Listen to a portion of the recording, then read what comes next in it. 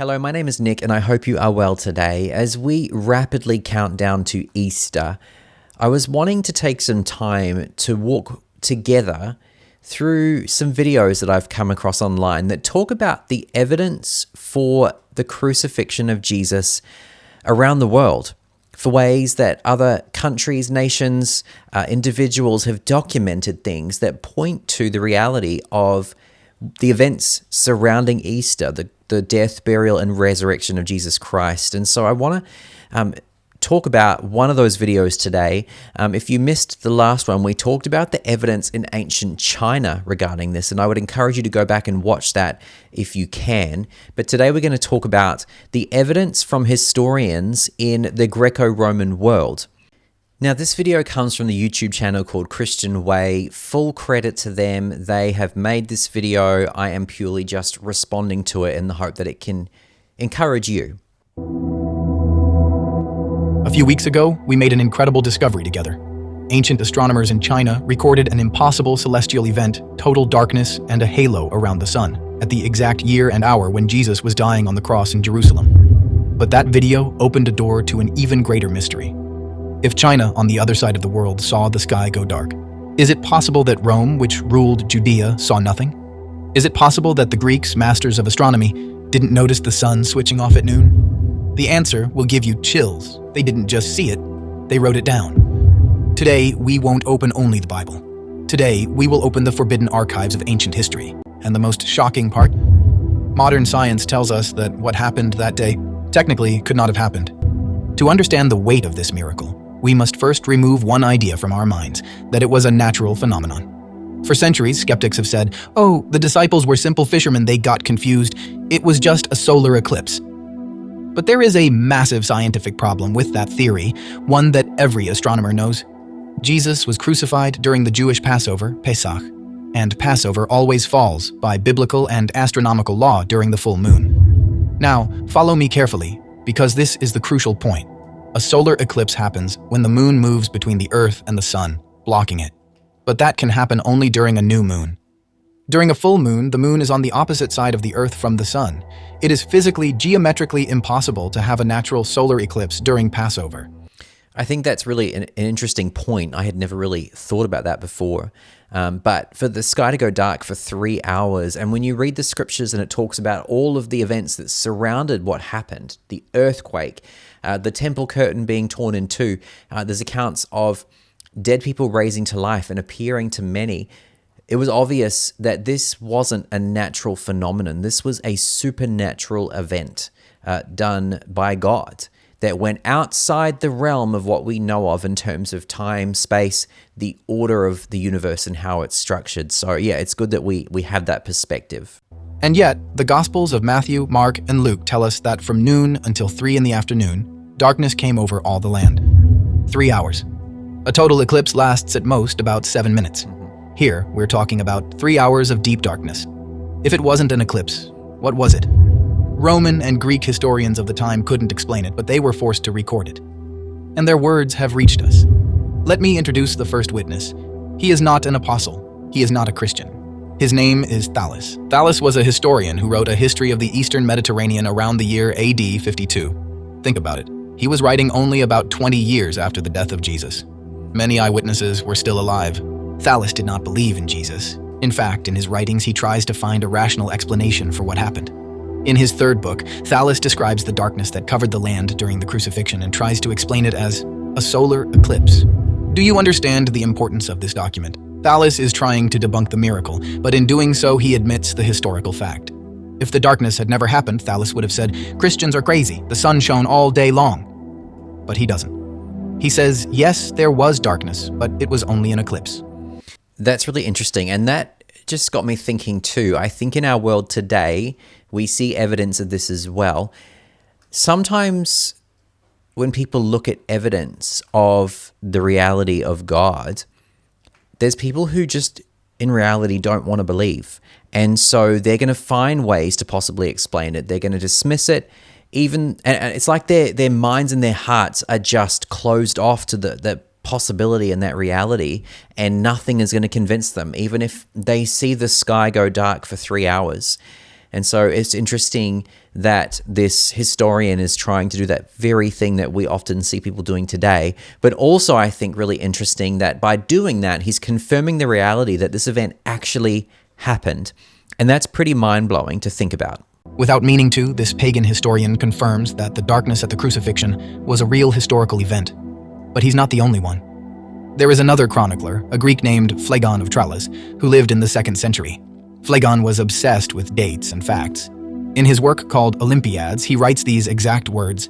In the 4th year of the 202nd Olympiad, there was an eclipse of the sun greater than any previously known. At the 6th hour of the day, that is noon, it became night, so that the stars appeared in the sky. And a great earthquake in Bithynia overturned many houses in Nicaea. Let's do the math. The 4th year of the 202nd Olympiad in the Greek calendar corresponds precisely to AD 33 in our calendar. Wow. Phlegon confirms the year AD 33. He confirms the hour, the 6th hour, noon, exactly as the Gospel says. He confirms the event, stars visible in the daytime, and he confirms another detail from the Gospels, the earthquake. Matthew 27:51 says, "The earth shook and the rocks split." Phlegon confirms that the quake was so violent, it was felt all the way in Bithynia, in what is now Turkey. The earth cried out.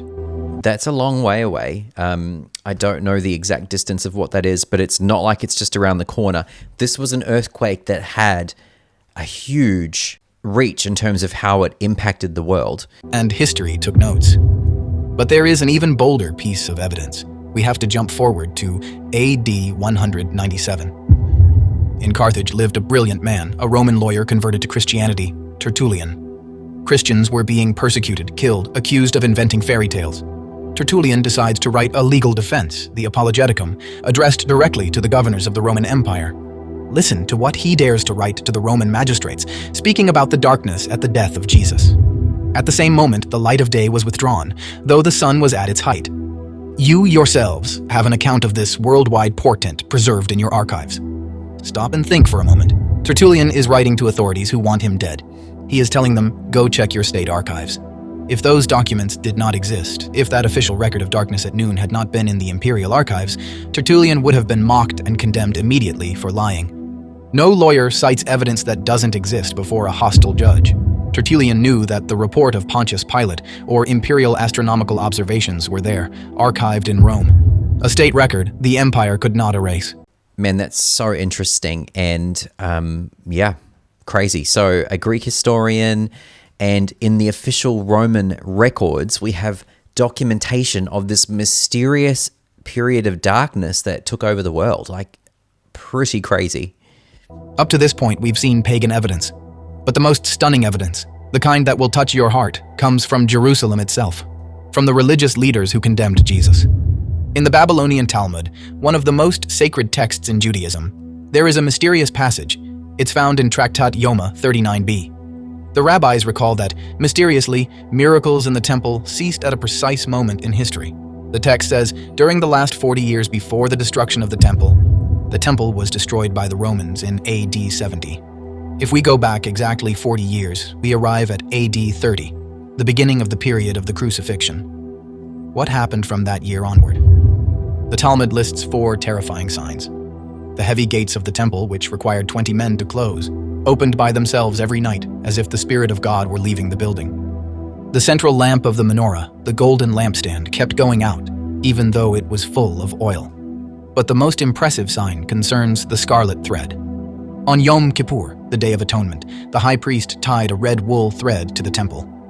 According to tradition, if God accepted the sacrifice for the sins of the people, that red thread would miraculously turn white as snow.